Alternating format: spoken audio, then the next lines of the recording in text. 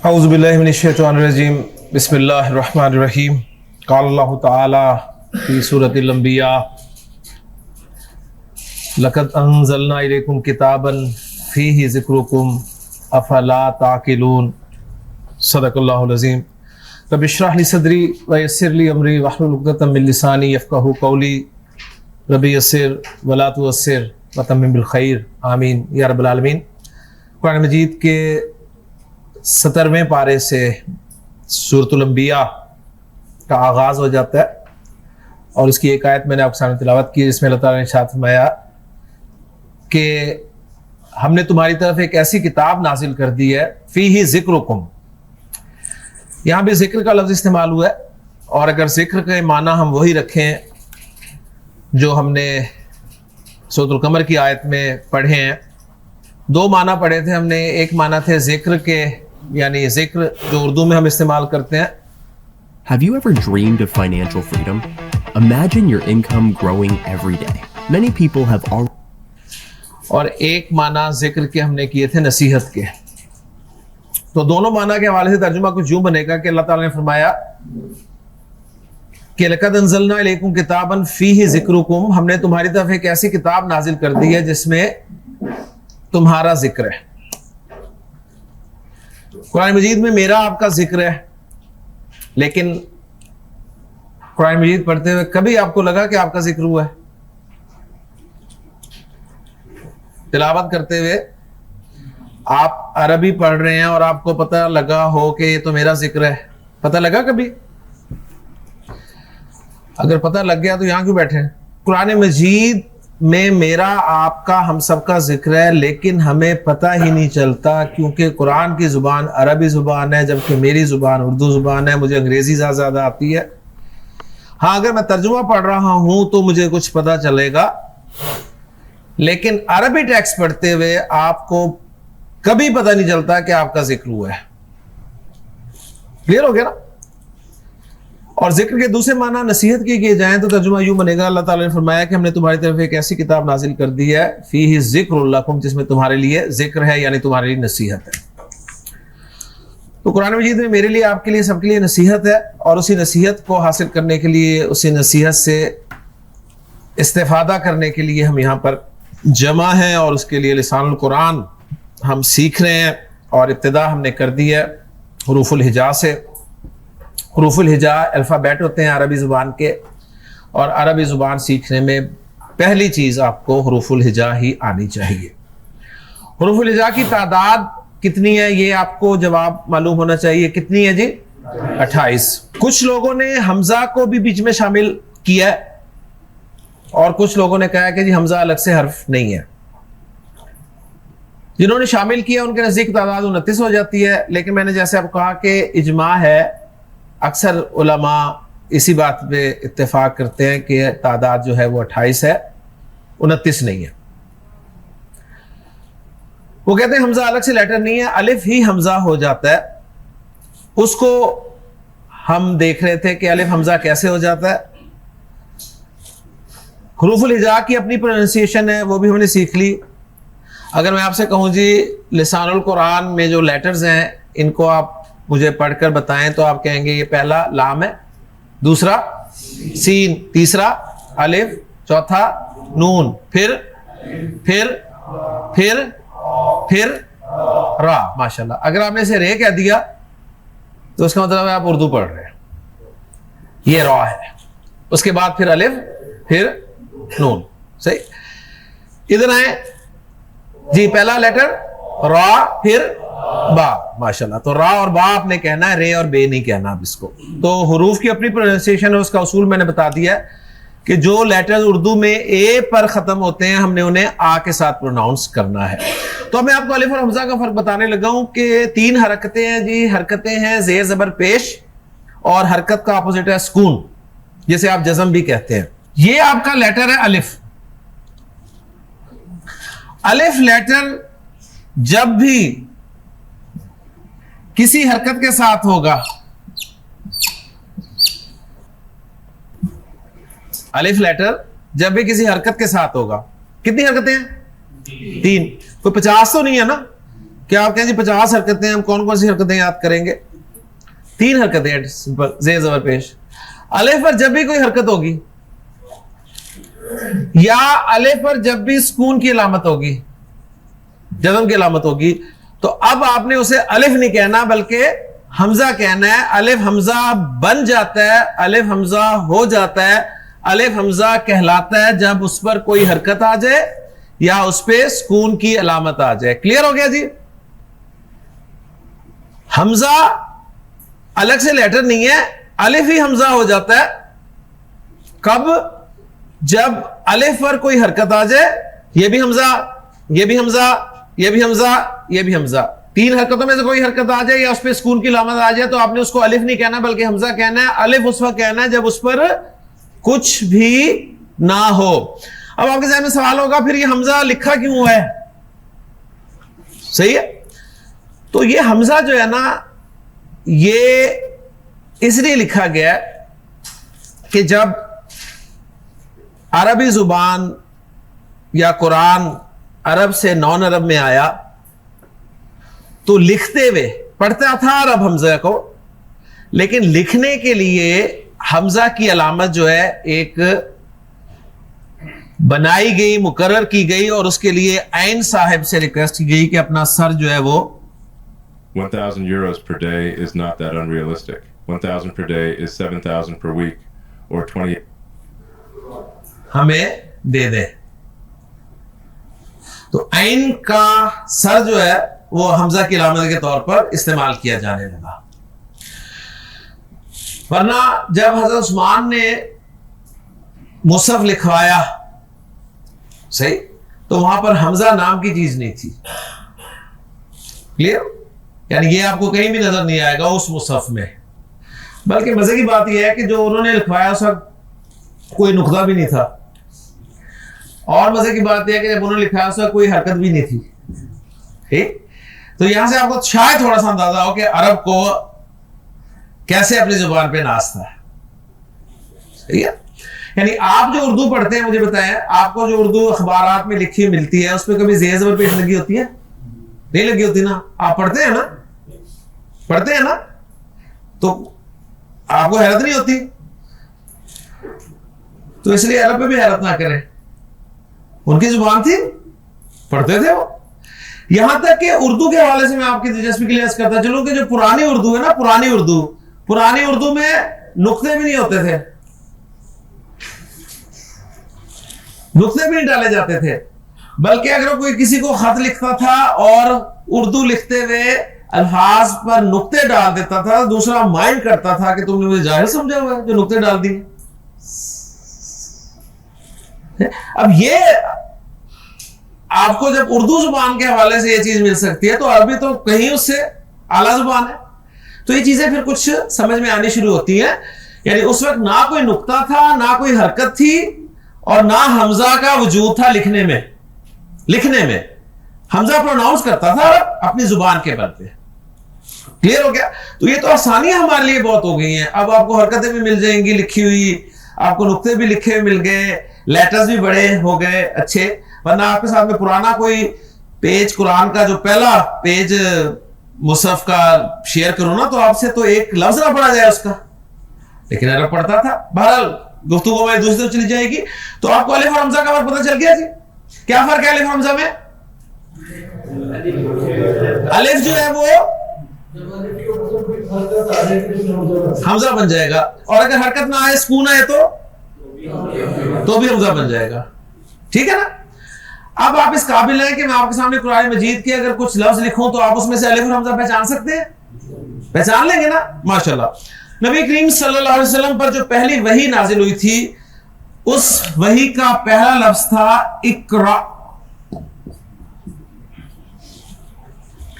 इकरा ये कुरान का लफ्ज है। इकरा लफ्ज में मुझे बताइए अलिफ है? पक्की बात है? किसी को अलिफ नजर आ रहा है? अगर आ रहा है तो मुझे बता दें। ये क्या है? हमजा। क्यों? अलिफ हरकत के साथ है, हरकत के साथ। ये क्या है? हमजा। क्यों? अलिफ सुकून के साथ है। इसलिए जो सऊदिया का मुसहफ है ना, सऊदिया वाला मुसहफ, उसमें वो एक हमजा भी साथ डाल देते हैं, छोटा सा, सऊदिया के मुसहफ में पक्का करने के लिए कि हमजा है, एक हमजा छोटा सा डाल देते हैं।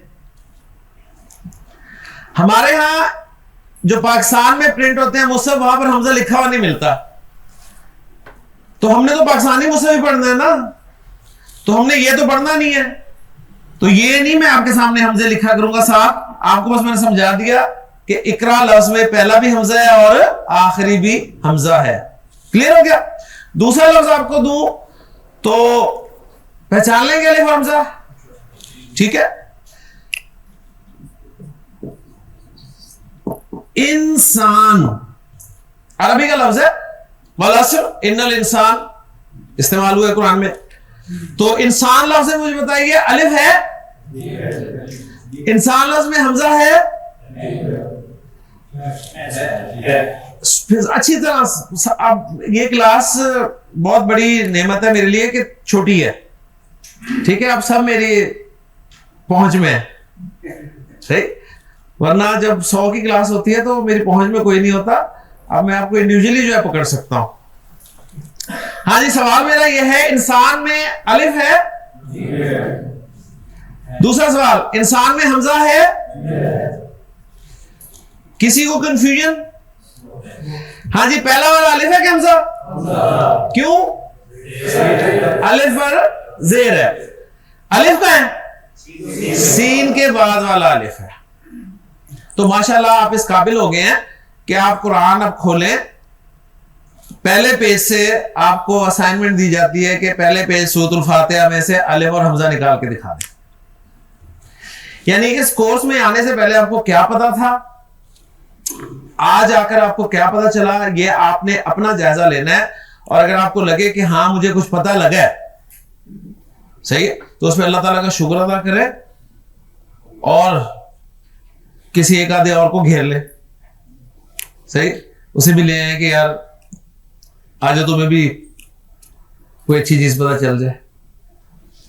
तो आपको अल्हम्दुलिल्लाह कुरान से अलिफ और हमजा का Are you tired of working for somebody else and want to do whatever you want, go wherever you want? का फर्क पता चल गया। 2 एग्जांपल से काफी हैं, अब बच्चे तो है नहीं कि मैं और 20 एग्जांपल आप सामने लिखूं और पूछूं जी अलिफ हमजा, एक एग्जांपल ही काफी है आप लोगों के लिए। हाँ जी, मेरा अब सवाल आपसे है, आपका नाम क्या है? हसन जी। हसन, आप मुझे बताएंगे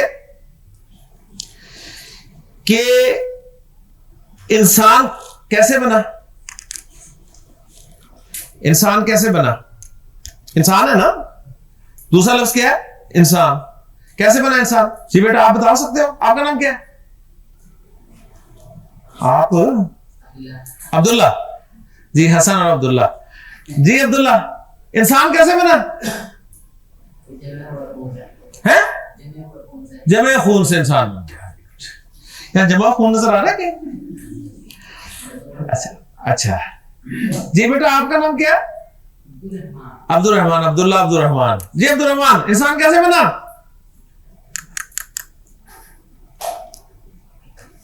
हाँ शाबाश।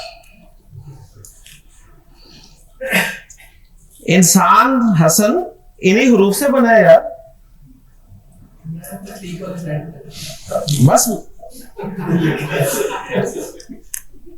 वो जो तीसरी शर्त थी वो क्या थी? ठीक है ना, सही है। हाँ जमा खून नजर आया? इंसान इन्हीं हुरूफ से बनाया हमने, इन्हीं हुरूफ को इस्तेमाल किया और उन्हें गार्निश किया, हरकतें लगा दी, ठीक है, सुकून लगा दिया, इंसान बन गया। चले हसन आप बताएं, अपनी गलती करनी। इंसान है क्या?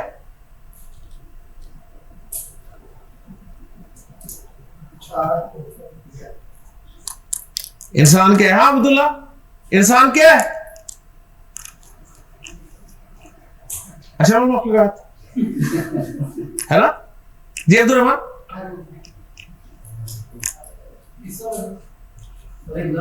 लफ्ज इंसान एक लफ्ज है। इंसान क्या है? लफ्ज, लफ्ज नहीं है, ये ध्यान में रखिएगा। इंसान क्या है?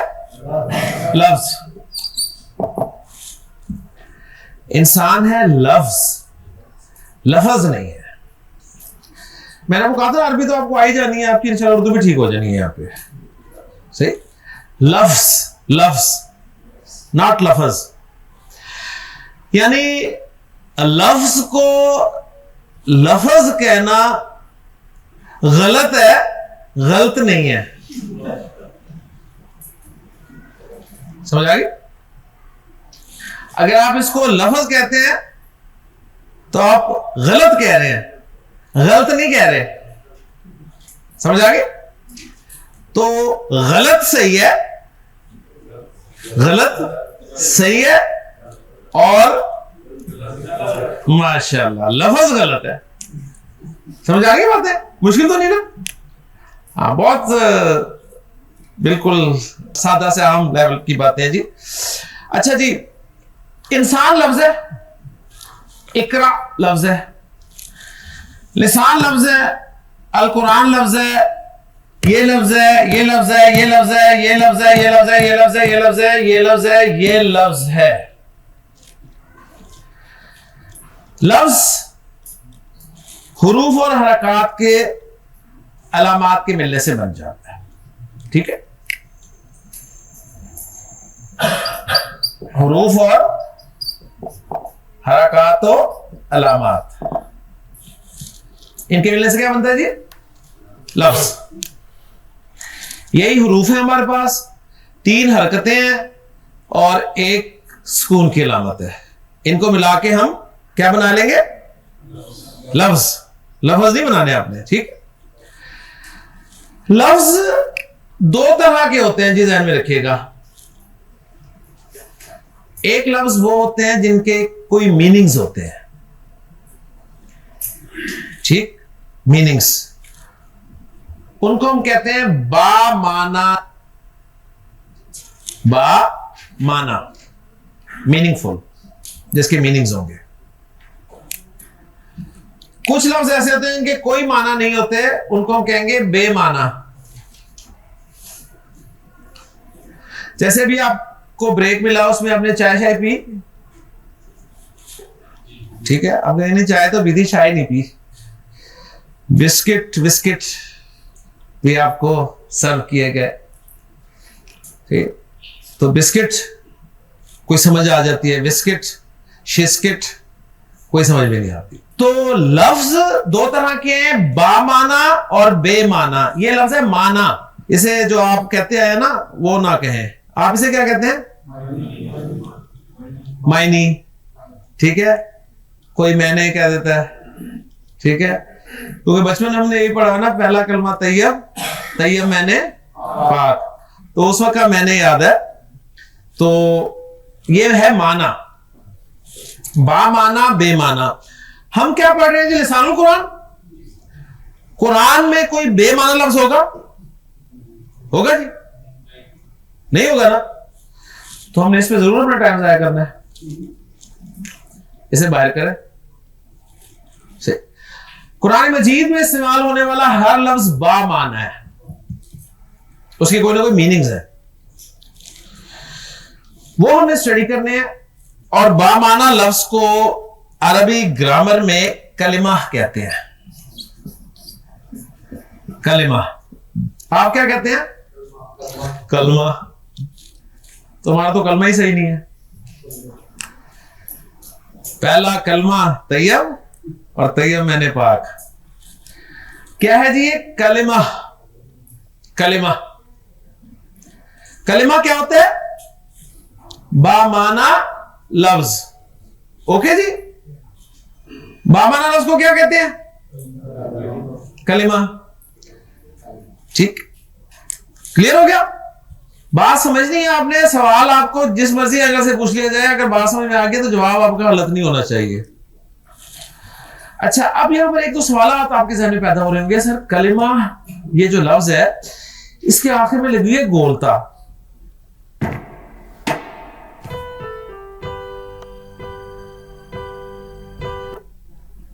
ऐसे ही ना, ये गोलता तो आपने पढ़ाई नहीं हमें। ये सवाल आपके जहन में पैदा हो सकता है। ओके जी, इसका जवाब पहले दे दो, फिर आगे चलते हैं। ले जी, ये जो गोलता है ना, गोलता, ये भी कोई अलग से लफ्ज नहीं है, ये भी कोई अलग से लफ्ज नहीं है। लंबी ता ही गोलता हो जाती है, लंबी ता ही गोलता हो जाती है। कैसे? देखें जी, ये लंबी ता है ना, लंबी ता है, इसको मैं गोल कर रहा हूं, इसे दोनों सिरों से पकड़े और मिला दें, नुक्ते अंदर आके बाहर रख दें, गोल होगी। ठीक, लंबी ता ही गोलता में तब्दील हो जाती है। ओके, फर्क सिर्फ यह है कि जो लंबी ता है ना, ये लफ्ज के शुरू में भी आ सकती है, दरमियान में भी आ सकती है, एंड में भी आ सकती है। बात समझ आ गई? लंबी ता किसी भी लफ्ज के शुरू में भी आ सकती है, दरमियान में भी आ सकती है, एंड में भी आ सकती है। जबकि गोलता जो है ये सिर्फ एंड पे ही आती है, ना ये शुरू में आती है ना दरमियान में आती है। ये बहुत कीमती बातें हैं जो आपको कहीं नहीं मिलेंगी। क्लियर हो गया जी? एक चीज। दूसरी, लंबी ता जब एंड पे हो तो आप ता की आवाज निकालते हैं। जैसे मैं आपके सामने लफ्ज लिखता हूं, एक अरबी में बिंत कहते हैं बेटी को या लड़की को, बिंत।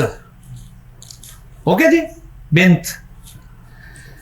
ता एंड पे है ना, लंबी ता, तो आप ता की आवाज सुनाई दे रही है आपको? मुझे बिंत, बिंत, ता की आवाज सुनाई दे रही है ना? अच्छा, बेटी के लिए एक और लफ्ज है अरबी जुबान में, वो है इब्ना। अब इब्ना जो है इसके आखिर में गोलता है। गोलता वाला लफ्ज जब मैं पढ़ रहा हूं तो मैं कोई ता की आवाज निकाल रहा हूं, मैं हा की आवाज निकाल रहा हूं। फॉलो कर गया? यानी लंबी ता और गोल ता को प्रोनाउंस करने का तरीका मैंने आपको बता दिया कि लंबी ता जब लफ्ज के आखिर में आएगी तो ता की आवाज आएगी, उख्त, उख्त, बिंत। लेकिन गोलता जब लफ्ज के आखिर में आएगी तो ता की आवाज नहीं निकालनी है, अपने हा की आवाज निकालनी है, इब्ना, इब्ना। फॉलो करके तो लंबी ता और गोलता के बारे में भी आपको पता चल गया। सही, इसलिए मैं इस लफ्ज को क्या पढ़ रहा हूं? कलिमा, कलिमा। कलिमत तो नहीं कह रहा ना? इससे आपको अंदाजा होगा। एक लफ्ज मैं आपको और देता हूं, आप मुझे पढ़ के बताएं क्या है। क्या पढ़ेंगे इसे? जी, सलाह। सलाह पढ़ेंगे ना कि सलात पढ़ेंगे? क्या पढ़ेंगे? सलाह। तो आप इससे अंदाजा कर ले, आप माशाल्लाह नमाजें भी पढ़ते हैं, मुख्तलिफ मसाजिद में आप तकबीर कहते भी लोगों को सुनते हैं, और तकबीर वो कह रहे होते हैं कि हय्या अलस्सलात, हय्या अलस्सलात, कद कामत इस्सलात, कद कामत इस्सलात। तो वहीं से आपको अंदाजा हो जाना चाहिए कि आप लिसान कुरान कोर्स पढ़ रहे हैं। बात समझ में आ गई ना? तो ये एक आपको प्लस पॉइंट मिला। अच्छी बात है तकबीर कहें, कहनी चाहिए, लेकिन क्या ही अच्छी बात है अगर आप सीख कर कहें। सही है ना कि प्रॉपर लफ्ज की अदायगी कैसे है। तो कद कामत सलाह, हा के साथ प्रोनाउंस करें, कद कामत सलाह, ना के कद कामत सलात, कद कामत सलात। तो माशाल्लाह आप कुछ ना कुछ सीख रहे हैं।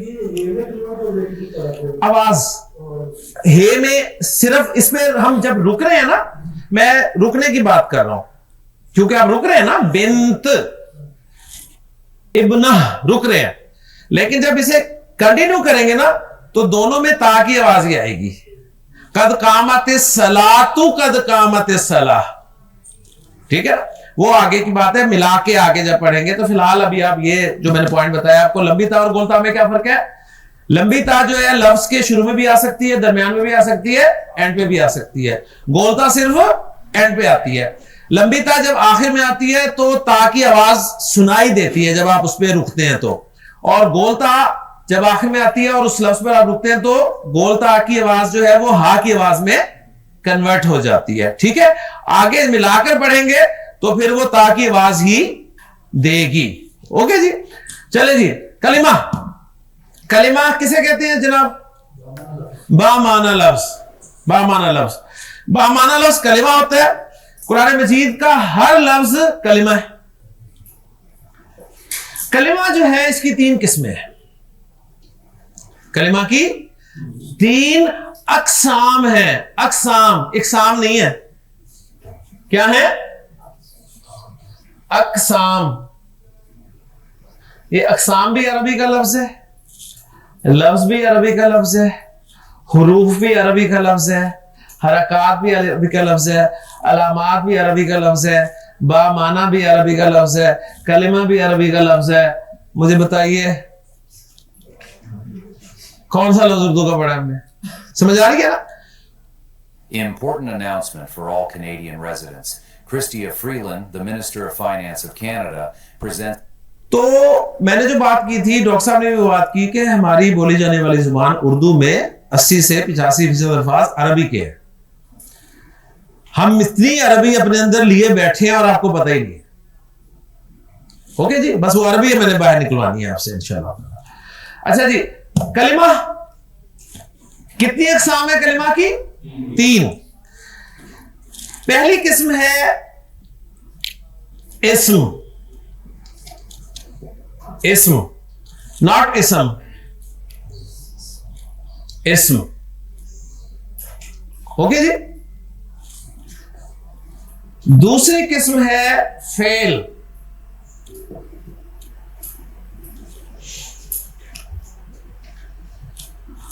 और तीसरी किस्म है हर्फ, नॉट हरफ।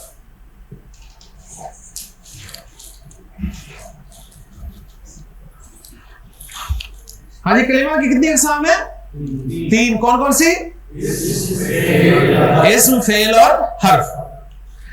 इस्म अरबी का लफ्ज है, फेल अरबी का लफ्ज है, हर्फ अरबी का लफ्ज है। इस्म की जमा आती है अस्मा, अस्मा।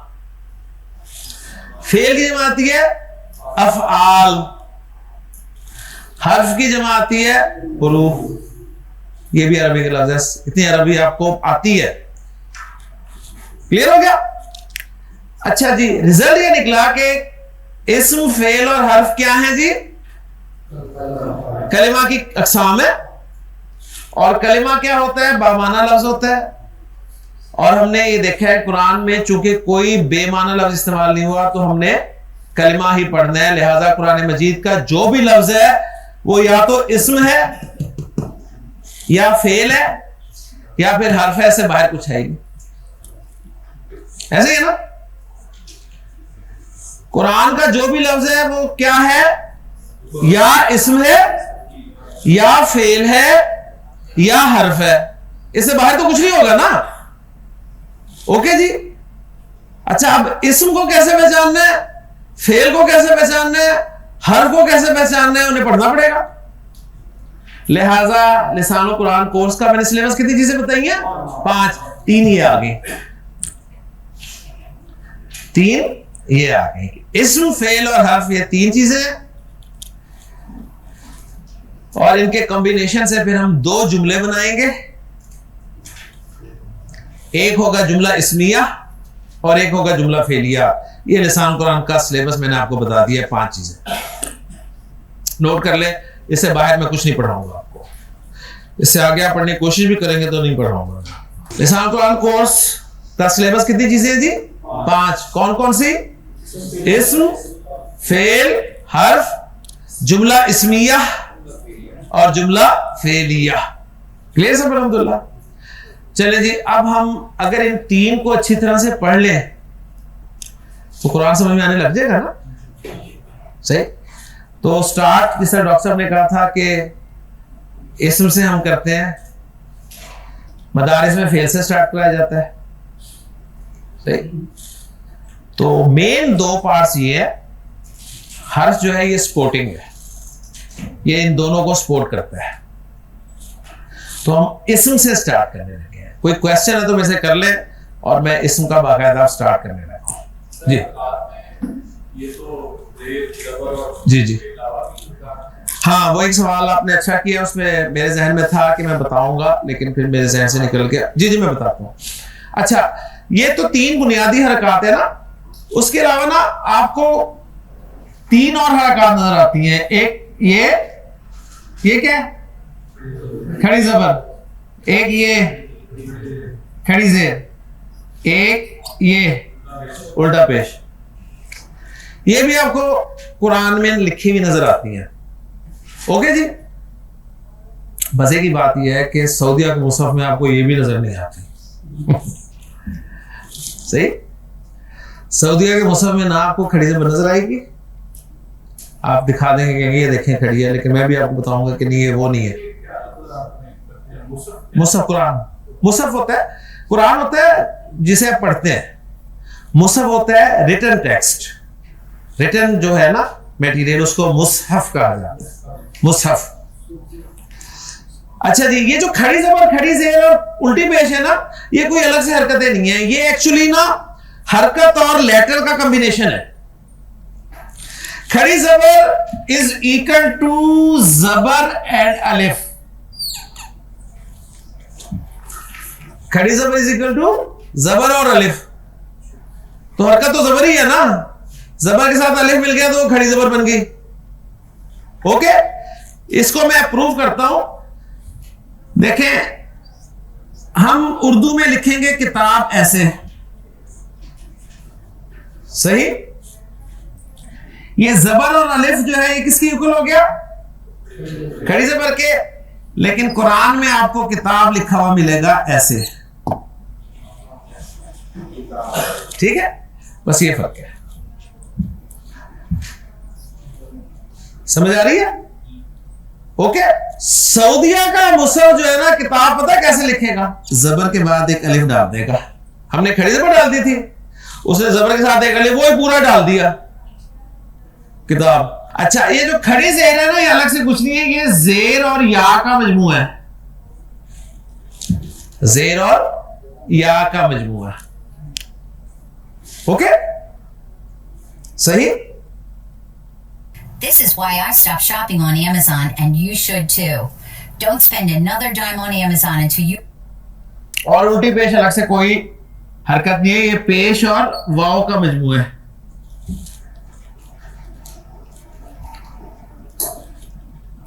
क्लियर? हरकतें वही 3 है, जेर जबर पेश।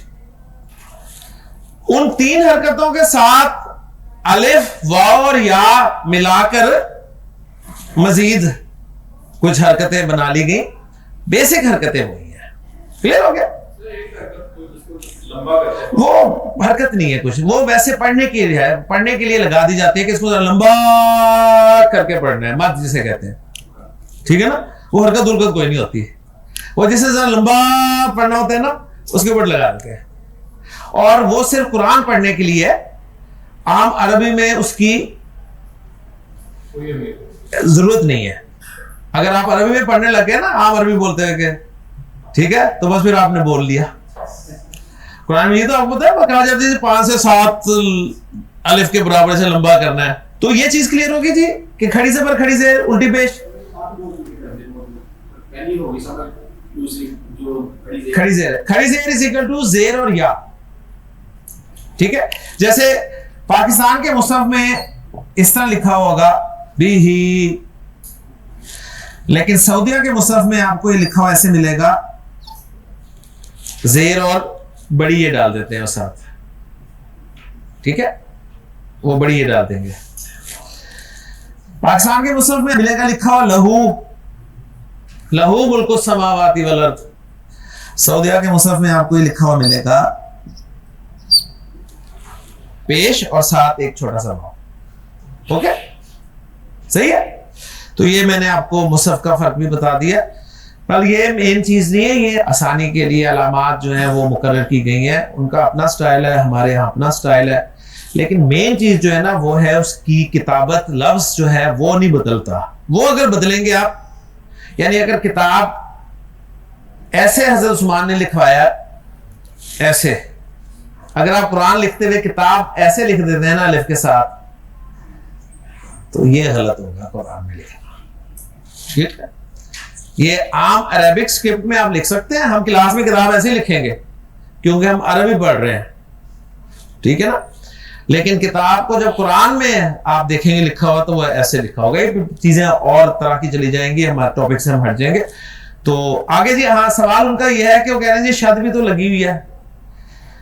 तो शद आपको जब भी किसी लफ्ज के अंदर नजर आए ना, एक है शद, ये देखिए लफ्ज एक लफ्ज के अंदर है, एक लफ्ज के अंदर है, एक लफ्ज के अंदर है, एक लफ्ज के अंदर है।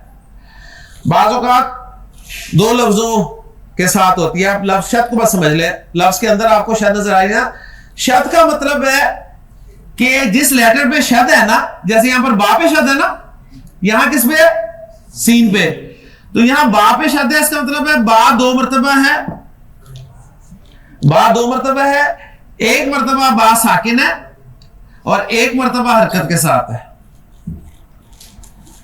एक मरतबा साकिन होगा वही लेटर, और एक मरतबा जो हरकत उस पर डली हुई है वो हुआ करेगी। तो इसलिए आप इसे पढ़ रहे हैं रब बी, रब बी, फिर रब्बी, रब्बी, यस यस सिर, यस सिर। एक दफा सीन को साकिन पढ़ रहे हैं, एक दफा सीन को जेर के साथ पढ़ रहे हैं। तो ये कोई नई चीज, अलग से चीज नहीं, हरकत है वही बेस तीन है, जेर जबर और पेश। ले जी, इस्म अब इंशाल्लाह कल शुरू करेंगे। मैं चाहूंगा कि हमने जो कुछ आज पढ़ा है, अगर आप ईमानदारी से देखेंगे ना, तो 5 या 6 पॉइंट्स होंगे। लिसानुल कुरान का स्टार्ट हमने किया हुरूफुल हिजा से। हुरूफुल हिजा की प्रोनाउंसिएशन हमारे सामने आई, उनकी तादाद हमारे सामने आई, ठीक है। 3 बुनियादी हरकत आई हमारे सामने, एक अलामत सुकून आई। हुरूफ और हरकत के मिलने से हमने लफ्ज बनाए, अलिफ और हमजा का फर्क देखा। लफ्ज बामाना थे, बेमाना, बामाना को हमने कलिमा कहा, और कलिमा की 3 अक़साम हमारे सामने आई, इस्म, फ़ेल और हर्फ। ये लिसानुल कुरान का कोर्स था। बाकी तो डिटेल्स हैं, वो आपकी दिलचस्पी के लिए हैं, याद रहेंगी तो अच्छी बात है, अगर आगे पीछे भी हो जाए तो खैर है, उसका लिसानुल कुरान से कोई ऐसे ताल्लुक नहीं है। ठीक हो गया। इंशाअल्लाह ताला कल हम बाकायदा इसम से स्टार्ट करेंगे। पहले खूब इसम को पढ़ेंगे अच्छी तरह, इतना पढ़ेंगे कि हम इसम पर पूरा काबू कर लेंगे, और जब इसम पर हमारा काबू हो जाएगा तो हम जुमला इसमिया बना लेंगे। फिर हम फेल पढ़ेंगे और जुमला फेलिया पढ़ेंगे, और हमारा सिलेबस खत्म हो जाएगा इंशाअल्लाह ताला। ओके जी, ले सुब्हानकल्लाहुम्मा व बिहम्दिका अशहदु अल्ला इलाहा इल्ला अंता अस्तगफिरुका व अतूबु इलैक।